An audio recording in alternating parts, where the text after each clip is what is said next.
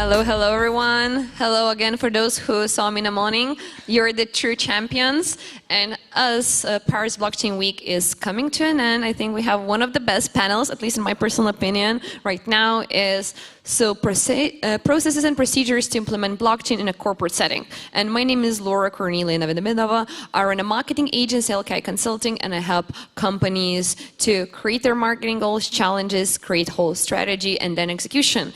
And today I have amazing panelists together with me who will be sharing the insights on how it is to incorporate blockchain in a corporate environment. What are the key things? And I think the first thing we need to do is, of course, let them introduce themselves. Sam, please. Laura, it's an absolute pleasure to be here. We can see from our audience that we've, for the last 2 days, we've been having lots of free drinks, so I think everyone feeling the effect of it. So on to introduction, my name is Sam Wellalage, as you know, seen in the video previously to that. I founded WorkinCrypto.Global in 2019. Our vision really for the company is to be the McKinsey or KPMG of crypto headhunting. We are predominantly an executive search firm, but we also offer 3 other services. But one of the key ones that we offer is the in-house growth model, where any company that's going through a massive hiring surge, what we do is we place our candidate employees there and they become your employees. So we look after all your people need. But really, as you've seen in our video, the reason why I'm doing this is because I really care about our corporate responsibility and how we can redistribute our wealth. This is why 10% of our business profit goes back to a charity that I founded called Untapped Future, which look after, identify underprivileged children in Southeast Asia, whether if they want to become Olympic champions or do great in education. So that's about me. I founded, just quickly, I founded 2 other recruitment companies. So I've been in recruitment for over 10 plus years. And I think what we're really offering is a really consultative, high-end sort of a thing. So that's about me, really. Thank you. Trevor? Hi, thank you for inviting me to this talk. In some ways, I'm a bit different than many of the companies here.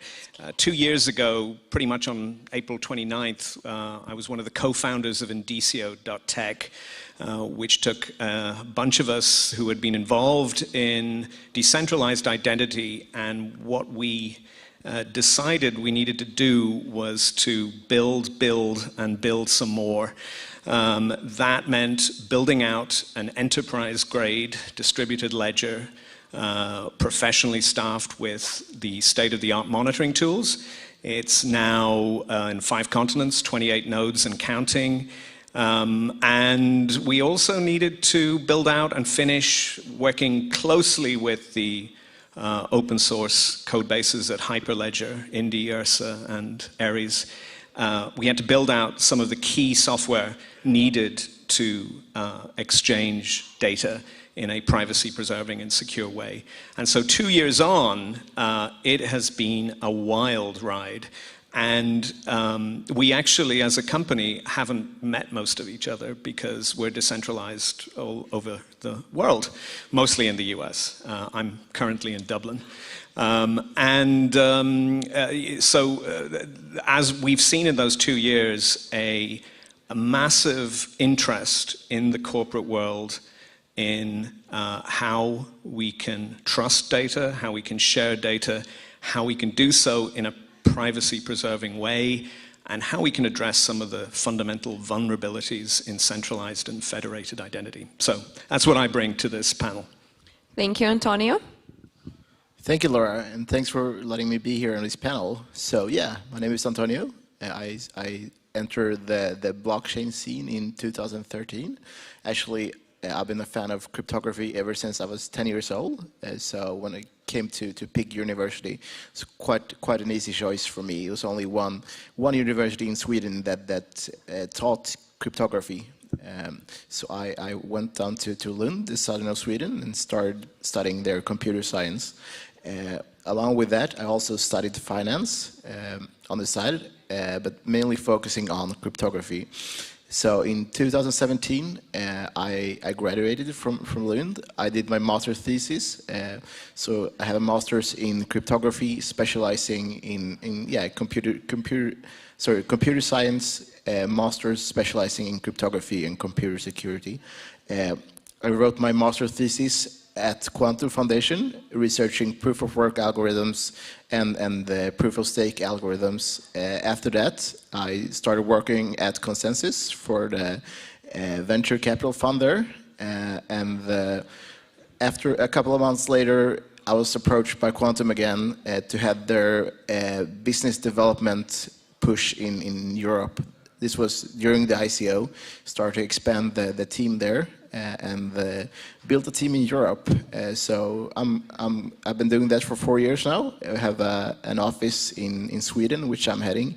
We have also an office in Miami, and we're also, as you guys, spread around all over the world: Moldova, Colombia, a lot of different countries. So I'm currently the Chief Strategy Officer, heading the business development, also the venture capital arm, also trying to be a bridge between, because Qtum is a quite decentralized project. It's a fork of Bitcoin, also with the Ethereum virtual machine on top of it. So it originally is not too much corporate in it, but I'm trying to be a bridge between the corporate world and also the decentralized Bitcoin maximalist world, or the crypto audience, you can say as well. I really love the mix of this panel because we have people who are working with corporates who can talk about all the best practices. We have people from HR who can talk about, well, people is the most important thing, creating any kind of procedure. But before me going into questions, I want to engage the audience a little bit.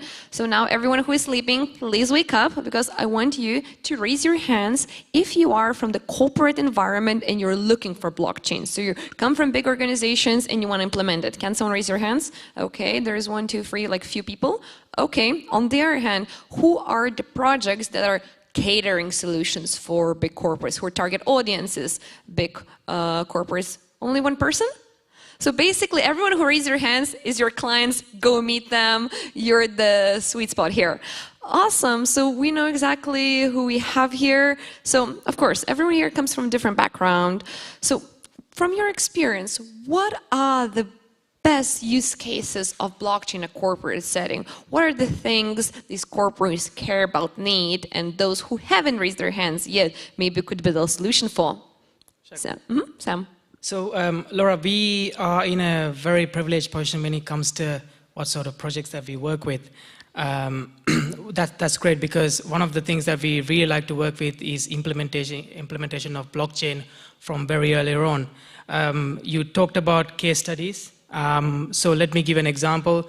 We built a 100-people team for a global asset manager with over $12 billion under management within just 12 months, as they wanted to implement blockchain into their asset management arm, as well as building a crypto platform from scratch. So I feel this is a great example how traditional asset managers looking into blockchain and crypto, how they want to adapt into that. And for sure, the case study for this is that user case study for this is basically blockchain improves and solve a lot of asset management related issues, things like onboarding, research, and even in compared to asset management itself. So I think it makes absolute sense for them to kind of have that. And I also want to say is that the implementation of blockchain is ever changing. For example, I think there was a study conducted by PwC which says 46% of implementation happened in financial sector and only 1% in media. But I think this is changing as the work we are doing globally. For example, we are retained by one of the largest media firms to implement their blockchain, and we are looking for a retained search. And equally, we are talking to energy companies who are looking to implement blockchain. So I think that the world, as we see, is really changing. There are lots of industries coming into the blockchain space. So this is what I would like to say about this subject. Thank you, Trevor. So if we had a corporate client come to us and say, we want to build a blockchain-based solution, we'd say, No, you don't. You want to build a solution, and blockchain is just a tool to achieve that solution. And your solution isn't going to be successful unless you take a holistic approach, particularly when it comes to identity and access management issues. So right now, I would say we have two kinds of client, those that are somewhat familiar with decentralized identity and those that are not even somewhat familiar with decentralized identity. The first thing we do is with the least familiar is do a hands-on training workshop so that they actually get to issue, hold, and verify verifiable digital credentials. This is really critically important because if you approach decentralized identity abstractly, it's like War and Peace. The people are endlessly writing discourses on how you should configure technology stacks and governance frameworks. And what that has tended to do is obscure how easy it is to create verifiable digital credentials. So typically what we see is that we have a client who wants to exchange high-value information without a direct integration. That's, if you want to boil it down into a nutshell, that's what they want. And some of the, one of the key examples that we've been working on since we started has been working with CETA, which is the leading global provider of technology to the air transport sector. And this, as we started at the beginning of the pandemic, COVID absolutely afflicted air travel and tourism. So what we wanted to be able to do, or what they wanted to be able to do, was to have some way of proving that somebody had a negative COVID test, but they didn't want to store that information. They wanted to be absolutely sure that they could trust it, but boy, did they not want the liability issue of either integrating with a health information exchange or a lab, or the liability of storing personal data on a server somewhere. So that's the kind of solution we built, and we successfully trialed it with Aruba, which has one of the most innovative airports in the world, something I didn't know before I started this job. And it has extended from that. Because not only can you incorporate, deal with a COVID test, well, you can sort of build out a whole health credential, which we did with Cardia.app and donated to the Linux Foundation Public Health. And then you can start adding other critical information like embarkation details and what have you.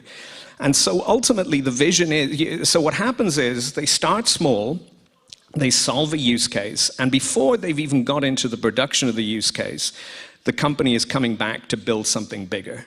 And they see that what verifiable credentials can do is create an ecosystem for sharing super valuable data. And then they see, because interoperability and open source are key values, they see these ecosystems developing into constellations. So it's a tremendously exciting space to be involved in, and we're seeing bigger and bigger enterprises and companies and governments really get involved in this in a big way. All right, yeah, like in terms of use cases, I think so. I started in VC, as I mentioned, in 2017, and it was in the middle of the boom, so we got more than 1,000 applications from different companies that wanted to cram in, force in blockchain into their product, and in like 99% of the cases, or even more, like 99.5% of those cases, it didn't really make sense. So I would say the first and best use case for a blockchain is the payment. So if you can create a decentralized payment for your application, that will probably help your project, and then after that you can figure out if you can do more things decentralized. So my point being here, and I learned this pretty quickly, but I've been working with venture cap ever since, and always in the bull runs, but even in the bear markets, there are a lot of projects coming in, and they want blockchain in the name because it's going to raise a lot of money, especially in the bull markets. I would say that's the currently the best use case.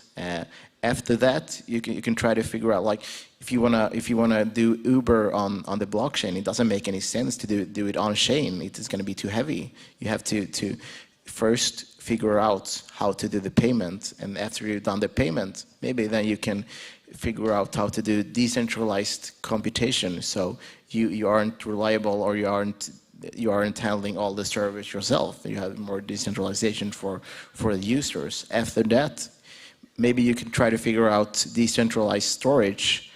But like for a short answer, if like I think currently one market segment that isn't really filled is the use of NFTs in the insurance company. Yeah, I think that's a great use case to put on the blockchain currently. Awesome, thank you. And I think when we're thinking about process procedures of implementing, first of all, thinking of educating. Like a lot of these corporates, they want education. They don't know what are the options. They might come and say, hey, we just bought blockchain. Not necessary, you might need something else, and blockchain, as Trevor said, could be just a very, very good tool, but you might not even need it. So I think for a lot of companies and brands, first of all, you need to be very clear in communicating what is their value proposition and what should they bring to the corporate that would bring the value for the end user or end client, whatever the company is working on. And here, the more you can give, the best you can get back. Because in most of the cases, they don't even know that they need it. And giving use cases example is one of the easiest way to kind of, first of all, open the conversation. And talk about opening the conversation, talking about starting out. So let's say there is those few people who raise their hands who actually wants to implement in blockchain in their corporate environment. So how do they start? What are the first 3 things they need to do in order to even start thinking about it? Sam? Yeah, sure, I'll go. So of course, my fellow panelists are quite highly technical, so I'm sure that they can talk about more of the technical side of it. Let me talk to you about the people side of it. Sounds biased coming from a headhunter, of course. But I think that's the super important, the first step that anyone should take, right? So I think even before your implementation go to production, of course you choose your blockchain technology or whichever that you want to go on with, whether it's Ethereum or Qtum or whichever it is. And then you go, even before you go to production, what you really need to think about is how you attract, train, and retain your staff. Without those key strategies in place, I don't think that any implementation can happen the way you want. You know, it's like everything in life. It's all about planning, right? If you're going to get married, you plan. I hope most of us will do.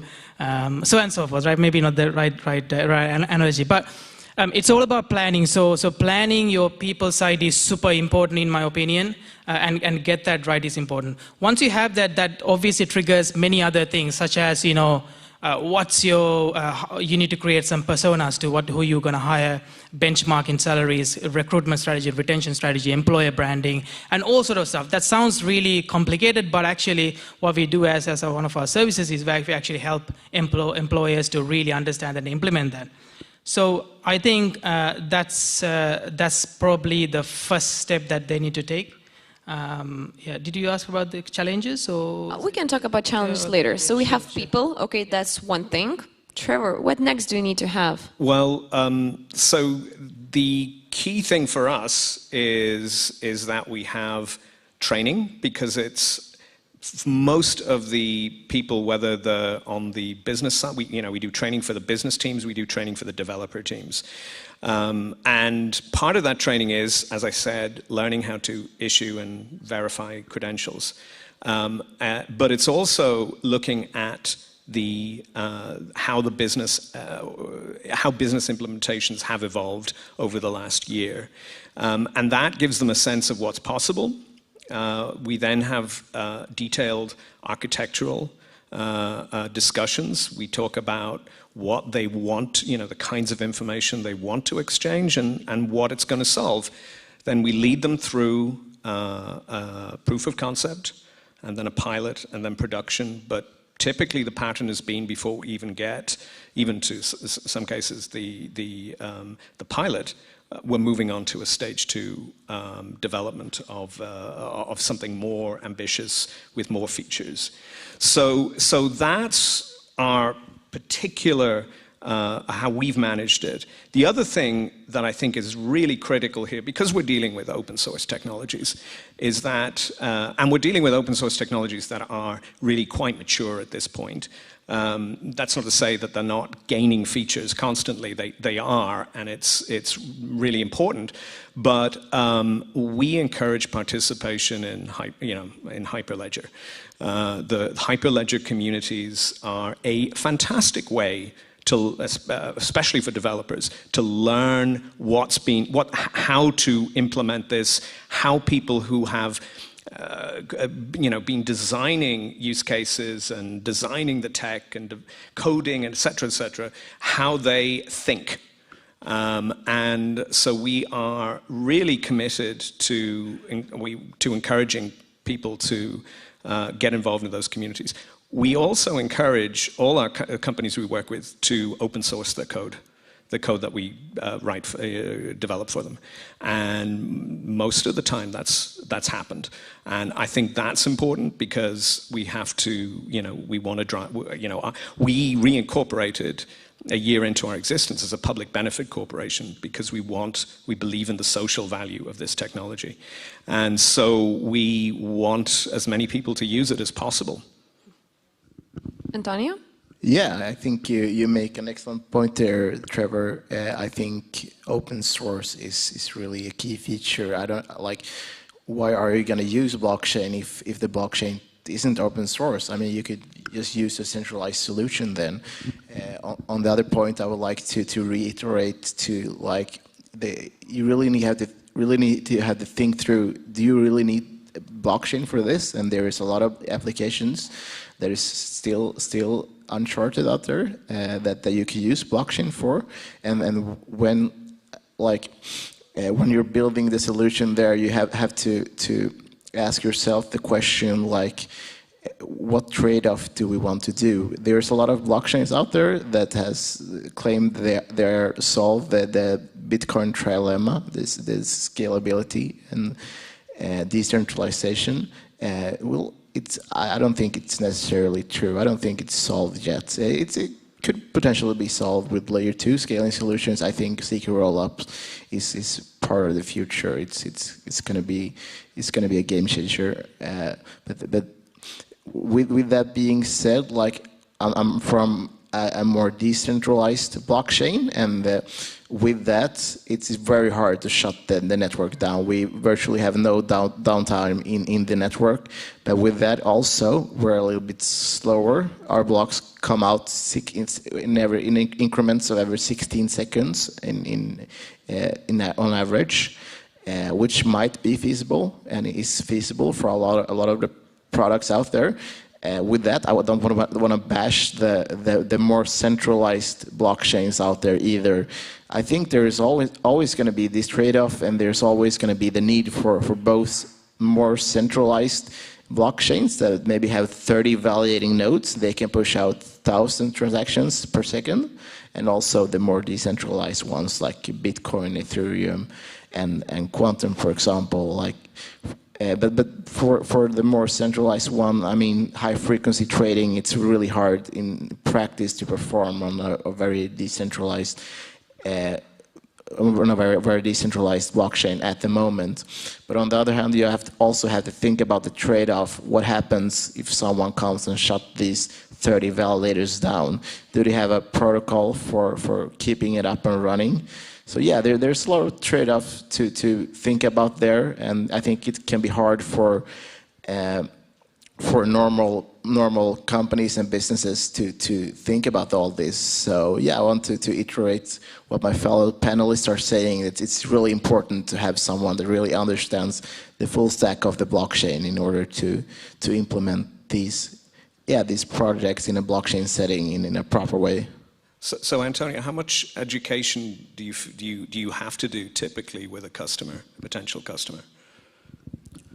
It all depends. If they have someone on board that is speaking that knows blockchain, and also the level of blockchain they know. So I feel like a huge problem in the blockchain space right now is that like me, I entered the blockchain space quite early, and I feel that a lot of like my, I wouldn't say my fellow colleagues, but other people that enter the blockchain space at that time, they could be very dogmatic and say, I know everything and I don't want to change my mind. I know this. I know Bitcoin is the future. It is only going to be Bitcoin or Ethereum or what have you.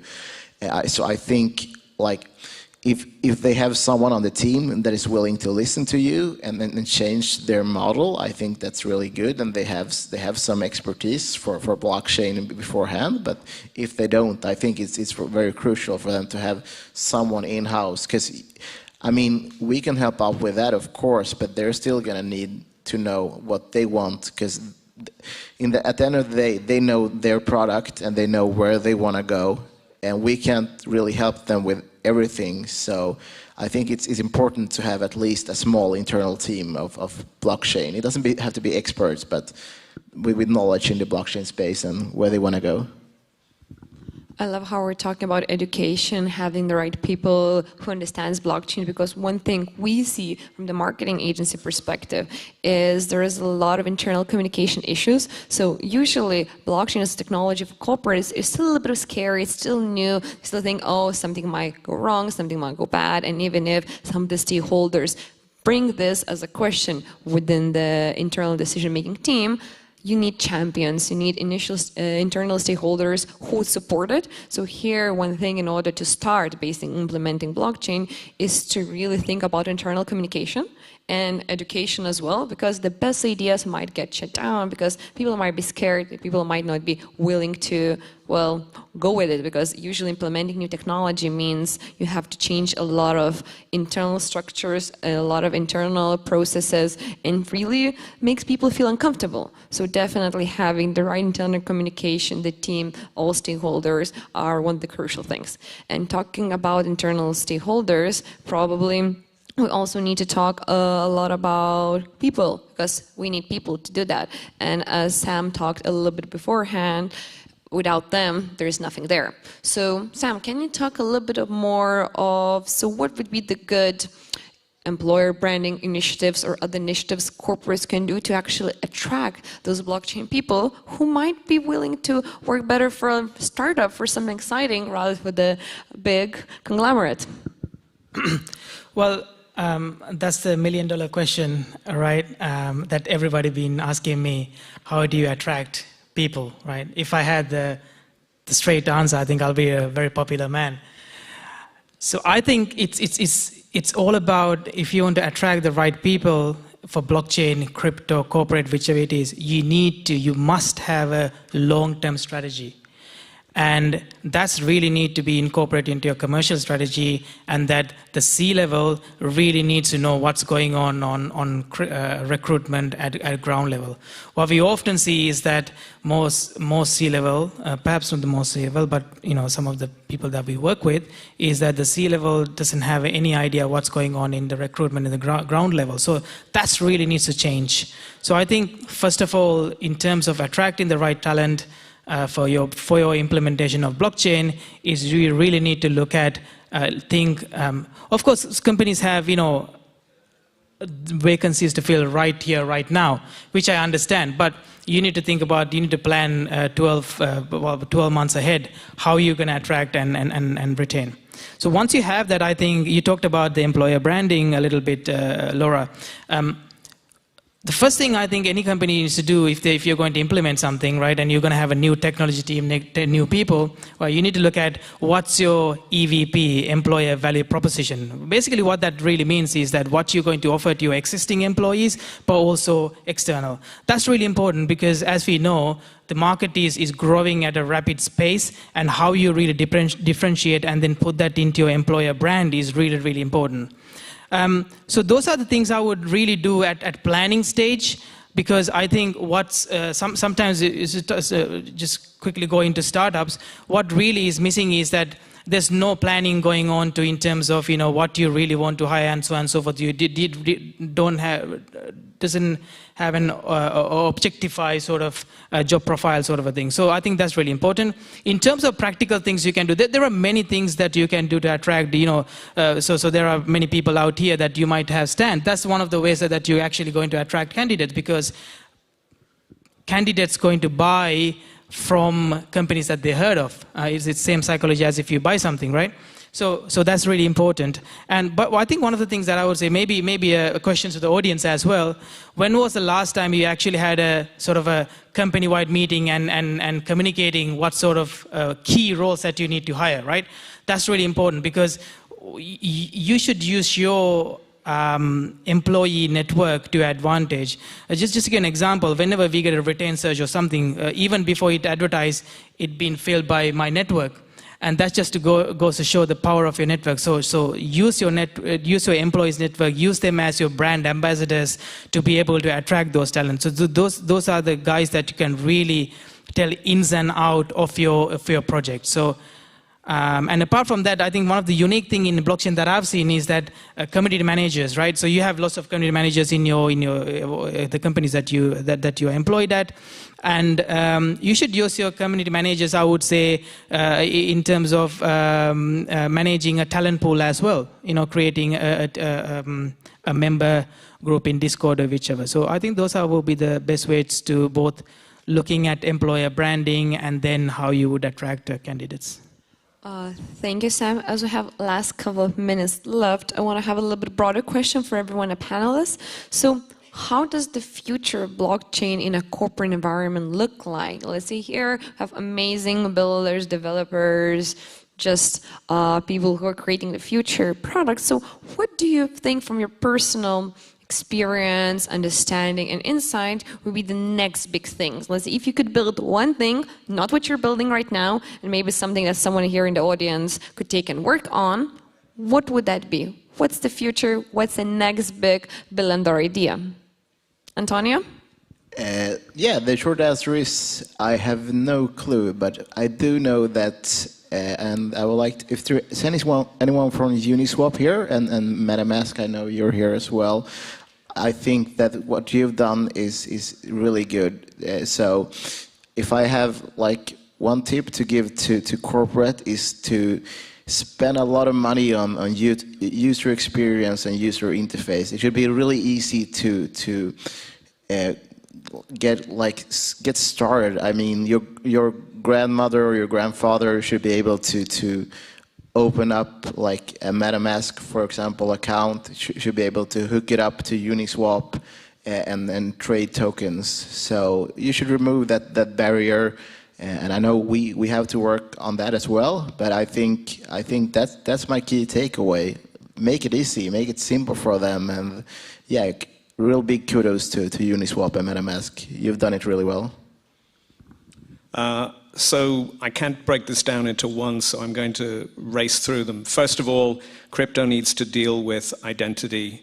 You're going to be regulated. It's only a matter of time. You need privacy-preserving identity. Second, GDPR has put the user at the center of data exchange, and we need this means that we're going to see siloed data become less acceptable. The third point is lots of people are excited by the metaverse, and that's great. But I think the really exciting thing that's coming down the pike is the spatial web, which is where non-digital and digital objects will interact through the proliferation of sensors and cameras. And where identity is absolutely critical to making digital twins, smart cities, complex drone interactions function. Their identities, the identities of these billions of digital objects and non-digital objects, cannot be owned and managed in a centralized fashion. So the hyperspatial markup language is winding its way through IEEE. This is going to be the next big thing. What I think is what's happening in the corporate setting in the next 5 to 10 years. Obviously, as Trevor spoke as well, there are lots of different industries coming into the market, which obviously is going to increase the demand for talent, right? So because obviously at the moment, as I talked to you about earlier, 46% of implementation is happening in blockchain in finance settings. So I think that we will see corporate. So I think what the key takeaway is really corporates needs to really think about their employer branding and really include blockchain into their EVP. Equally for maybe young people out here is that you really need to be up to date with your blockchain and research on that and be up to date, because what we see, the world is changing as we see it. And if we're talking about process and procedures, we're talking about like very basic things like knowledge bases, information. So I think one incredible challenge for any business will be down the line, if they want to work for corporates, anyone, is really giving everyday, basically, worker, everyday person who's going to be using their technology easy understanding, easy access. So whoever is going to create some kind of structure app, whatever it's going to be, to share that knowledge, to have it very systemized for easy information sharing, for easy access, I think definitely will be winning here, because a lot of problems are in like technologies are hard to understand, no one gives the right guidance, and then basically developers or people who will be later using it are scared because they might not know how to do it, and their life will be harder basically. So whoever is going to create a solution that are making their life easier in a very simple understand language, definitely going to be the winners. And now I think we're a little bit out of time, so thank you very much for our panelists. I think they are ready for the big round of applause, and thank you for the audience.